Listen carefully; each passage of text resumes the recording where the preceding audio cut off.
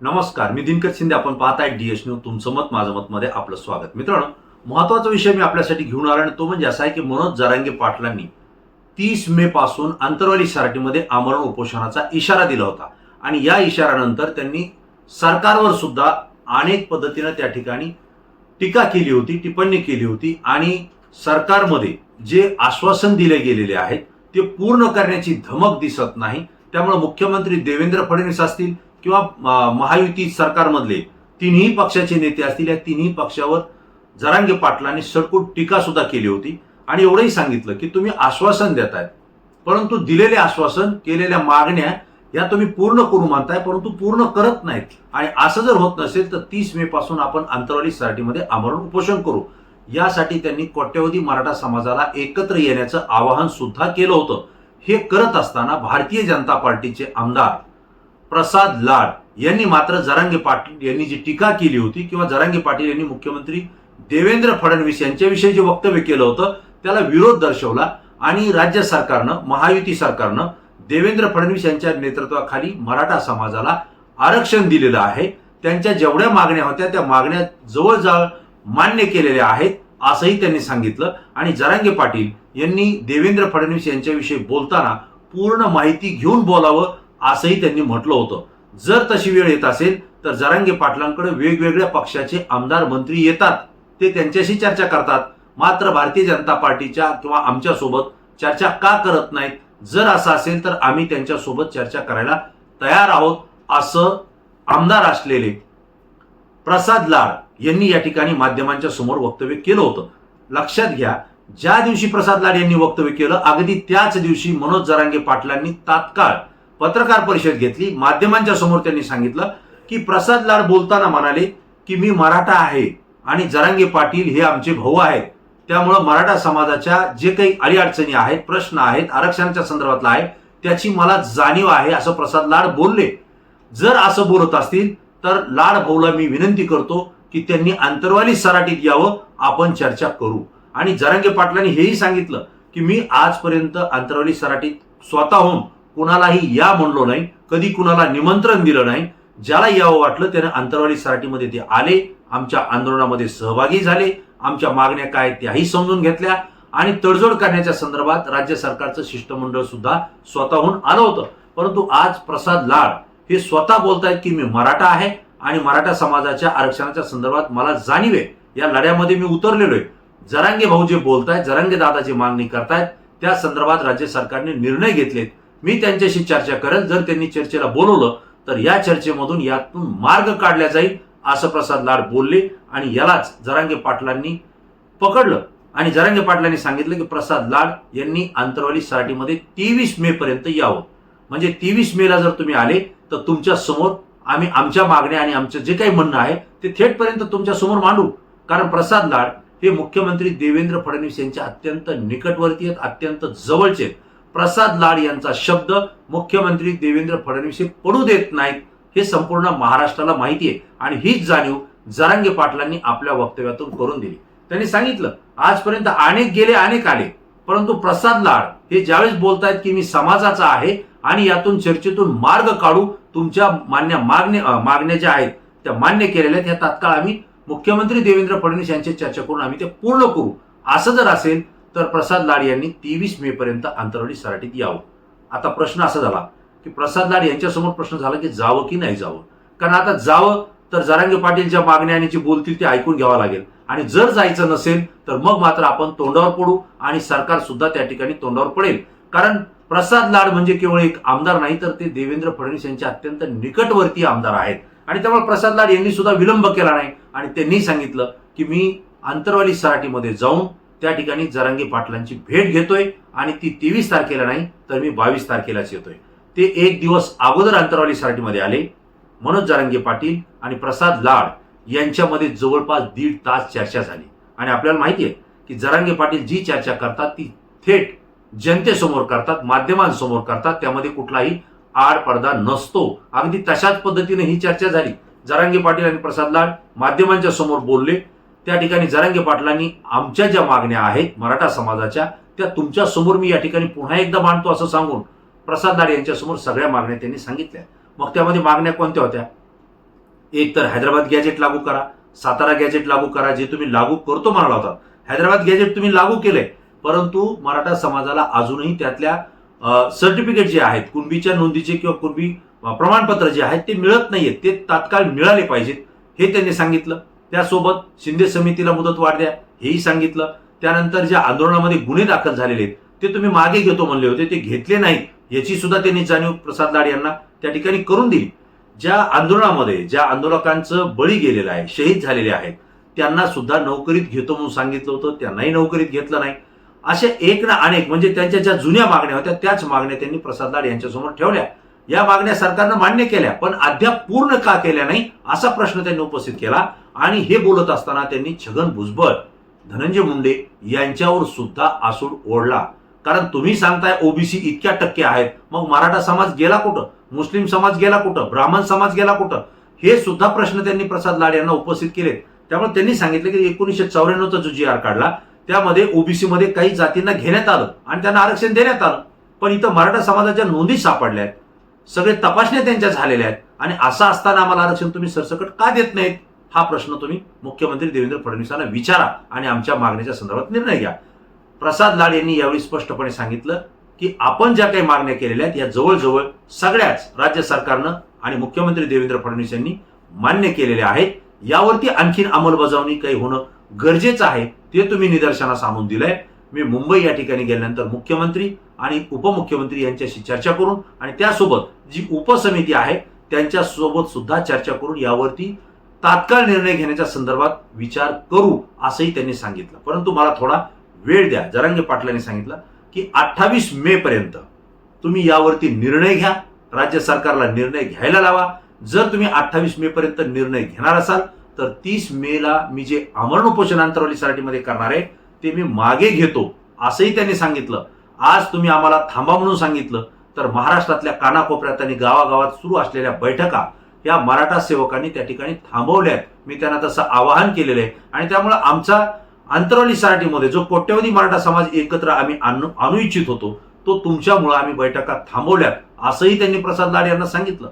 परंतु जर तुम्ही 28 मे पर्यंत जर निर्णय घेतला नाही तर आमरण उपोषण मी 30 मेला करणारच यावरती जरांगे पाटील ठाम आहेत. परंतु त्यानंतर सुद्धा जूनमध्ये ज्या विद्यार्थ्यांचे ऍडमिशन व्हायचे, काही नोकरीला जायचे, त्यांच्या व्हॅलिडिटी होत नाहीत, प्रमाणपत्र मिळत नाहीत, ते जर त्यांना मिळालं नाही तर याची पूर्ण जबाबदारी ही भारतीय जनता पार्टी, मुख्यमंत्री देवेंद्र फडणवीस आणि प्रसाद लाड यांच्यावर राहील असंही सांगायला जरांगे पाटील मागे हटले नाहीयेत. म्हणजेच एकंदरीत काय तर त्यांनी अशी काही खुटी ठोकली आहे की आता देवेंद्र फडणवीस जे असतील किंवा महायुतीचं सरकार असेल किंवा प्रसाद लाड असेल यांना जरांगे पाटलांच्या मागण्या संदर्भात आणि त्या पूर्ण करण्यासंदर्भात निर्णय घ्यावाच लागणार आहे आणि तोही 28 मे पर्यंत. कारण कुठल्याही आश्वासनानं आता जरांगे पाटील थांबतील असं चित्र महाराष्ट्रात नाहीये. कारण यापूर्वी आमदार येऊन गेलेले आहेत, खासदार येऊन गेलेले आहेत, मंत्री येऊन गेलेले आहेत, न्यायमूर्ती येऊन गेलेले आहेत, माजी न्यायमूर्ती येऊन गेलेले आहेत, शिष्टमंडळ येऊन गेलेले आहेत, समित्या येऊन गेलेल्या आहेत, सगळ्यांनी आश्वासन दिलेले आहे, सगळ्यांनी ते मागण्या मान्य केलेल्या आहेत, परंतु त्या पूर्णत्वास जात नाहीत. म्हणून जरांगे पाटील संतप्त झालेले आहेत. आणि जरांगे पाटील संतप्त झाल्यानंतर त्यांनी प्रसाद लाड यांना त्याच बैठकीमध्ये सुनावलं सुद्धा आहे. कारण त्यांनी सांगितलं की तुम्ही म्हणतायत की आम्ही एकनाथ शिंदे यांच्या आमदारांसोबत, मंत्र्यांसोबत चर्चा करतो, अजित पवार यांच्या गटाच्या मंत्र्यांसोबत चर्चा करतो, परंतु आमच्या मंत्र्यांसोबत बोलत नाहीत, म्हणजे भारतीय जनता पार्टीच्या.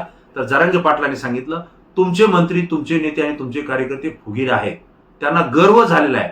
ज्यावेळेस आम्ही फोन करतो त्यावेळेस मंत्री फोन उचलत नाहीत, त्यांचे पीए फोन उचलतात आणि पीएला आमच्या समाजाच्या मागण्या सांगून उपयोग काय? कारण ते त्याच्यावर काय तोडगा काढणार? कुठलाही छोटा मोठा समाजाचा प्रश्न असेल तर मी थेट मंत्र्यांपर्यंत फोन लावतो, परंतु सगळे मंत्री फोन उचलतात. भारतीय जनता पार्टीचे काही मंत्री हे फोन उचलत नाहीत, त्यांना सत्तेचा गर्व आहे असं सुद्धा जरांगे पाटील म्हटले. परंतु काही मंत्री भाजपचे हे चांगले, ते आमच्या संपर्कात राहत आहेत आणि समाजाचे काम सुद्धा करतायत असं सुद्धा कौतुक त्यांनी या बैठकीत केलेले. हे सगळं करत असताना आता प्रसाद लाड यांनी शब्द दिलाय की मनोज जरांगे पाटील हे माझे मोठे भाऊ आहेत आणि जरांगे पाटलांमुळे मराठा समाजाच्या आरक्षणाचा प्रश्न मार्गी लागतोय. अनेक मराठा समाजाच्या मागण्या ज्या आहेत त्या जरांगे पाटलांमुळेच या ठिकाणी पूर्णत्वास जात आहेत असं सुद्धा त्यांनी सांगितलं. आता वास्तविक पाहता जरांगे पाटील आणि प्रसाद लाड यांच्या वयातील फरक पाहिला तर प्रसाद लाड हे वयानं मोठे आहेत, जरांगे पाटील त्यांच्यापेक्षा लहान आहेत, पण तरी सुद्धा जरांगे पाटलांचं कर्तृत्व आणि समाजानं त्यांना घेतलेलं उंचीवरती जे घेतलेले त्यांची उंची वाढलेली आहे आणि त्यामुळे प्रसाद लाड यांनी त्यांना आपला मोठा बंधू असंही समजलंय आणि जरांगे पाटील यांच्या नेतृत्वाखाली हा प्रश्न मार्गी लावण्यासाठी मी मुख्यमंत्री उपमुख्यमंत्र्यांची भेट घेतो असं त्यांनी सांगितलंय. आता जरांगे पाटील बोलताना प्रसाद लाड यांना लाड भाऊ असा उच्चार करत होते. खरं म्हणजे राजकारणामध्ये शब्द प्रयोग हा अत्यंत महत्वाचा असतो, तो प्रभावी असतो. जरांगे पाटील ज्या अर्थी प्रसाद लाड यांच्याविषयी पाठीमागं आक्रमकपणे बोलले होते, प्रसाद लाड हे सुद्धा जरांगे पाटलांच्या विरोधात आक्रमक बोलले होते. दोघंही एकमेकांच्या विरोधात बोलल्यानंतर आंतरवाली सराटीमध्ये पहिल्यांदा एकत्र आले आणि त्यावेळी जरांगे पाटील मात्र त्यांना लाड भाऊ असा उल्लेख करत होते, तर प्रसाद लाड हे जरांगे पाटलांना आमचे मोठे भाऊ असंही म्हणत होते. यातून एक अर्थ निघतोय की आता भारतीय जनता पार्टीकडून म्हणजेच मुख्यमंत्री देवेंद्र फडणवीस यांच्याकडून प्रसाद लाड यांना जरांगे पाटलांचं आंदोलन पूर्णत्वास नेण्यासाठी पुढं केलेलं आहे आणि जरांगे पाटील आणि भारतीय जनता पार्टी किंवा महायुती सरकार यांच्यामध्ये कुठलीही दरी नसावी, कुठलाही विरोध नसावा आणि जर तो असेल तर तो कमी करण्यासाठी प्रयत्न व्हावा, ही देवेंद्र फडणवीस यांची भूमिका आहे. कारण मराठा समाजाचं आणि जरांगे पाटलांचं आंदोलन हे सरकारला परवडणारं नाहीये. कारण सध्या जरी कुठल्या निवडणुका नसल्या तर येणाऱ्या निवडणुकांमध्ये किंवा येणाऱ्या वेगवेगळ्या ज्या घटना घडतील त्यामध्ये मराठा समाज आणि जरांगे पाटलांची भूमिका महत्वाची राहणार आहे, हे देवेंद्र फडणवीस यांना माहिती आहे. आणि त्यामुळं हा जो काही दुरावा आहे तो कमी व्हायला पाहिजे, परंतु इतर पक्षाच्या नेत्यांच्या माध्यमातून नको. म्हणजे एकनाथ शिंदे असतील, अजितदादा पवार असतील, यांच्या पक्षाच्या नेत्यातून तो दुरावा कमी नकोय, तर भारतीय जनता पार्टीच्याच नेत्यांच्या माध्यमातून तो दुरावा कमी व्हायला पाहिजे, ही भूमिका प्रसाद लाड यांच्या भूमिकेतनं या ठिकाणी दिसते. परंतु प्रश्न असा आहे की जरांगे पाटलांनी प्रसाद लाड यांना महत्व दिलंय. आंतरवाली सराटीपर्यंत त्यांनी पहिल्यांदा कुणाला तरी निमंत्रण दिले, त्यांच्यासोबत चर्चाही केली, सगळ्या मागण्याही समोर त्यांच्या मांडलेल्या आहेत आणि त्यांच्याकडून अपेक्षा केली 28 तारखेपर्यंत या मागण्या पूर्णत्वास न्या, म्हणजे 30 तारखेला आमरण उपोषण करण्याची गरज पडणार नाही. नसता ही जबाबदारी ही तुमच्यावर राहील आणि समाज तुमच्या विरोधात जाऊ शकतो याची जाणीव सुद्धा करून दिली. आता प्रसाद लाड हे 28 तारखेपर्यंत जर या मागण्या पूर्ण नाही झाल्या तर त्यांनी शब्द दिलाय, आश्वासन दिलंय, ग्वाही दिली की जर या मागण्या मान्य नाही झाल्या तर मी माझ्या आमदारकीचा राजीनामा देईन आणि जरांगे पाटलांना आंदोलनाची वेळ आली तर 30 मेला मी त्यांच्या सोबत आंदोलन करेल असं प्रसाद लाड यांनी सांगितलंय. आता लक्षात घ्या, सत्ताधारी पक्षाचे आमदार प्रसाद लाड, मुख्यमंत्र्यांचे अत्यंत निकटवर्तीय, अत्यंत जवळचे, देवेंद्र फडणवीस यांच्यासोबत चर्चा करून आल्याशिवाय प्रसाद लाड हे जरांगे पाटलांच्या भेटीला येऊ शकत नाही असं माझं मत आहे. कारण इथं जर यायचं असेल, काही ऐकायचं असेल तर काही शब्द सुद्धा द्यावे लागणार आहेत आणि ते शब्द कुणाच्या भरोशावर द्यायचे, तर ते मुख्यमंत्र्यांकडून भरोसा घेतल्याशिवाय प्रसाद लाड हे अंतरवाली सराटीत आले नाही असं मी ठामपणे या ठिकाणी सांगतोय. आणि त्यामुळं आता जर काही पूर्णत्वास गेलं नाही आणि आपण तर आमदारकीचा राजीनामा देऊ असं सांगितलंय, जर पूर्णत्वास गेलं नाही तर राजीनामा प्रसाद लाड यांना द्यावी लागेल आणि जर तशी वेळ आली तर ही नामुष्की ही भारतीय जनता पार्टीवर असेल, मुख्यमंत्री देवेंद्र फडणवीस यांच्यावर असेल, हे मात्र या ठिकाणी ठामपणे मी आपल्याला सांगतोय.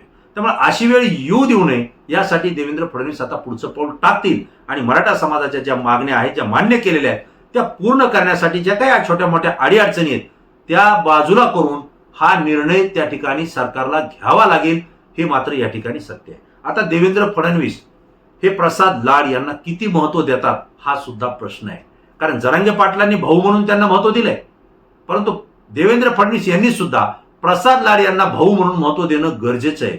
कारण आता मी यापूर्वीच आपल्याला सांगितलं की लाडांचे भाऊ म्हणजे भाऊ लाड, लाड भाऊ जे जरांगे पाटील म्हणतात ते, हे लाडांचे भाऊ आता हे गेम चेंजर ठरणार का याकडे संपूर्ण महाराष्ट्राचं लक्ष आहे. जर ते गेम चेंजर ठरले तर जरांगे पाटलांचं 30 मेचं जे आंदोलन होणार आहे, आमरण उपोषणाचं आंदोलन होणार आहे, ते टोकाचं होणार आहे, ते या ठिकाणी थांबू शकल हे मी आपल्याला या ठिकाणी सांगतो. जर ते निर्णय झाला नाही तर मग मात्र आमरण उपोषण हे होईल आणि हा लढा अत्यंत तीव्र असेल आणि हाच मोठा पेच आता सरकारच्या समोर पडणार आहे. हीच मोठी अडचण सरकारच्या समोर ठरणार आहे. कारण आता प्रसाद लाड हे दोघांचा दुवा म्हणजे मुख्यमंत्री देवेंद्र फडणवीस आणि मनोज दादा जरांगे पाटील या दोघांमधला दुवा म्हणून प्रसाद लाड आता पुढे आलेले आहेत. आणि आता जर का या मागण्या पूर्णत्वास नाही गेल्या तर याचा अर्थ खूप वेगळा निघणार आहे. कारण हे देवेंद्र फडणवीस यांनीच पाठवलेले प्रसाद लाड आहेत हा समज संपूर्ण मराठा समाजामध्ये गेलेला आहे, महाराष्ट्रातल्या वेगवेगळ्या जाती धर्माच्या लोकांमध्ये सुद्धा गेलेला आहे. आणि त्यामुळे आता निर्णय काय होतोय आणि हा जर निर्णय झाला तर तो देवेंद्र फडणवीस यांचाच निर्णय असेल याकडे सुद्धा महाराष्ट्राचं लक्ष लागलंय, मराठा समाजाचं सुद्धा लक्ष लागलंय. मी एका वाक्याकडे आपल्याला पुन्हा लक्ष केंद्रित करू इच्छितो. जरांगे पाटलांनी सांगितलंय की माझा मराठा समाज हा गेल्या अनेक वर्षापासून खितपत पडलेला आहे, हक्काचं आरक्षण त्यांना मिळालं नाही, मुलींचं खूप मोठं नुकसान झालेलं आहे. त्यामुळे माझ्या पोरांचं भलं करा, म्हणजे जे तुम्ही शब्द दिलेत हैदराबाद गॅजेट, सातारा गॅजेट किंवा जे काही आरक्षणाच्या संदर्भातले प्रमाणपत्र शोधून देणं किंवा जातीची त्या ठिकाणी नोंद शोधून देणं, हे जे तुम्ही ते तात्काळ करा, माझ्या पोरांचं कल्याण करा, यापुढे तुम्ही आयुष्यभर ऐश करा असा शब्द त्यांनी वापरलाय. म्हणजेच आम्हाला सरकारच्या विरोधात जायचं नाही, भारतीय जनता पार्टीच्या विरोधातही आम्ही नाही. आमच्या मागण्या जर तुम्ही मान्य करत असाल आणि त्या जर तुम्ही पूर्णत्वात नेत असाल तर आमचा तुम्हाला विरोध राहणार नाही, उलट आमची तुम्हाला साथ राहील आणि भविष्यात तुम्ही राजकारणात अनेक वर्ष राहा अशा पद्धतीचं सुद्धा जरांगे पाटील बोलले. कारण राजकारणाशी आम्हाला काही घेणं देणं नाही, आमच्यासाठी मराठा समाजासाठी जो न्याय देण्याचा प्रयत्न करेल त्याच्यासाठी आम्ही सुद्धा 2 पावलं पुढे जायला तयार आहोत असंही त्यांनी सांगितलं. आणि जर या मागण्या पूर्णत्वास नेल्या तर जल्लोष काय असतो हे सुद्धा आम्ही तुम्हाला दाखवू आणि तुमचंही कौतुक डोक्यावर घेऊन मराठा समाज कसा करतो हेही तुम्हाला दिसेल, असंही सूचक वक्तव्य मनोज जरांगे पाटलांनी प्रसाद लाड यांच्या माध्यमातून मुख्यमंत्री देवेंद्र फडणवीस यांच्यापर्यंत पोहोचवलंय. आता पहा नेमक्या काय घडामोडी घडतायत. ही जी माहिती आहे ही मी तुम्हाला इतंभूत दिलेली आहे. आता प्रश्न आहे, प्रसाद लाड हे गेम चेंजर ठरतील का? आणि जर तसं झालं तर जरांगे पाटलांचं 30 मेचं आंदोलन या ठिकाणी थांबेल का, हा या ठिकाणी प्रश्न आहे. मित्रांनो, तुम्हाला काय वाटतंय? अनेक जणांनी भेटी दिल्या, प्रश्न मार्गी लावतो सांगितलं, आश्वासन दिले, काही मागण्या मान्यही केल्या, पूर्णत्वासही नेल्या असतील. परंतु आता प्रसाद लाड हे येऊन गेलेले आहेत. यानंतर जरांगे पाटील आणि मराठा समाजाच्या सगळ्या मागण्या 28 मे पर्यंत पूर्णत्वास जातील का? आणि जरांगे पाटलांचं 30 मेचं आंदोलन या ठिकाणी थांबेल का? तुम्हाला काय वाटतंय? तुमचं उत्तर तात्काळ द्या, कारण तुमची प्रतिक्रिया संपूर्ण महाराष्ट्रातून असते, ते अत्यंत अभ्यासू असते, म्हणून आमच्यासाठी महत्वाचे असते. मित्रांनो, DS न्यूजला सबस्क्राईब केलं असेल तर तात्काळ सबस्क्राईब करा आणि असेच नवनवीन व्हिडिओ पाहण्यासाठी आमच्या संपर्कात राहा. पुन्हा नवीन विषय, नवीन माहिती घेऊन आपल्या समोर येईल. तोपर्यंत धन्यवाद.